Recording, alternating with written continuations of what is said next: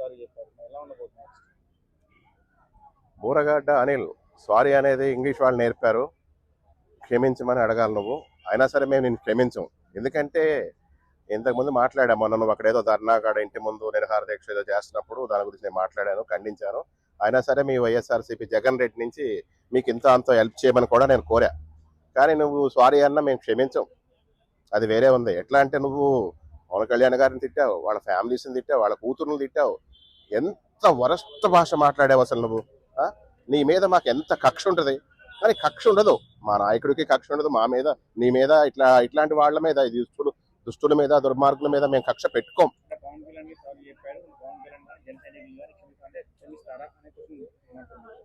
అట్లాంటిది ఏముండదు. సారీలు గిరీలు ఏం చెప్పినా నువ్వు అట్లాంటి సారీలు లారీలు లాంటి ఎన్ని చెప్పినా సరే సరే మేము నిన్నేమి మేము ఇచ్చేయమరా బాబు. నీకేదో హెల్ప్ చేయమని చెప్పా సానుభూతితో. నాకు ఎందుకంటే నీ భార్యతో వచ్చి రీఛార్జ్ కూడా లేని పరిస్థితులు అక్కడ ఉన్నావని, ఏదో జగన్ రెడ్డికి సహాయం చేసావని పార్టీ పరంగా అన్ని విధాలా హెల్ప్ చేయమని కోరాను తప్ప నిన్ను మాత్రం మర్చిపోయేది మేము మాత్రం ఉండదు నీకు. వైసీపీ పార్టీలోకి వెళ్దామని ప్రయత్నిస్తున్నారు. బోగట్ అనేది రానివ్వట్లేదు. నెక్స్ట్ ఆయన పరిస్థితి ఏంటి? ఏ పార్టీలోకి వెళ్తే బాగుంటుంది అంటారు?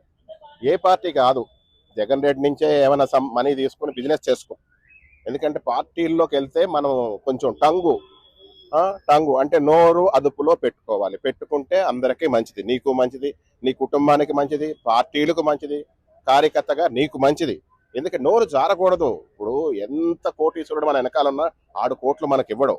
అర్థమైందా? ఎంత పార్టీ నాయకుడున్నా వాడి పార్టీలో ముఖ్య భూమిక అనేది నీకు ఇవ్వడు. ముఖ్యంగా ఉండేవాళ్ళు వేరే ఉంటారు. అర్థం చేసుకుని ఇవన్నీ మానుకో. నువ్వు సారీలు కూడా చెప్పొద్దు. ఎందుకు చెప్పడం ఎందుకు? అది నీకు అలవాటు, నీ నైజాం. ఎక్కడో లండన్ అంటున్నావు, ఎక్కడో జాబులు చేసా అంటున్నావు, ఎక్కడి నుంచి వచ్చానంటున్నావు. ఆ మాత్రం నాలెడ్జ్ తెలీదా నీకు? కదా, తిడితే ఏమవుద్దో తెలియదా? తెలిసింది కదా ఒకసారి నీకు. తెలిసినా ఇంకా బుద్ధి రాలేదా? సారీలు చెప్పాల్సిన పని లేదు మాకు అనేది నీది ఏ విషయంలో కూడా అక్కర్లా. ఎందుకంటే ఒకసారి అలా తిడతారా? కూతురునా, పెళ్ళాలనా, ఫ్యామిలీస్నా, ఎందరిని తిట్టావు నువ్వు అసలు? అది తలుసుకుంటే నీ మీద కక్ష మామూలుగా లేదు, మర్చిపోము. కానీ నీ బతుకు జగన్ రెడ్డి రమ్మంటాడు అట్లా ఇట్లా రమ్మన్నాడు. నాకు తెలిసి నీకు మొన్న చెప్పేసా. ఆల్రెడీ నిన్న కూడా చర్చలు జరిగినాయి. నేను తీసుకోరు. మార్చుకో, నీ ప్రవర్తన మార్చుకుని లైఫ్ సక్సెస్ లో ప్రయాణం చేయి.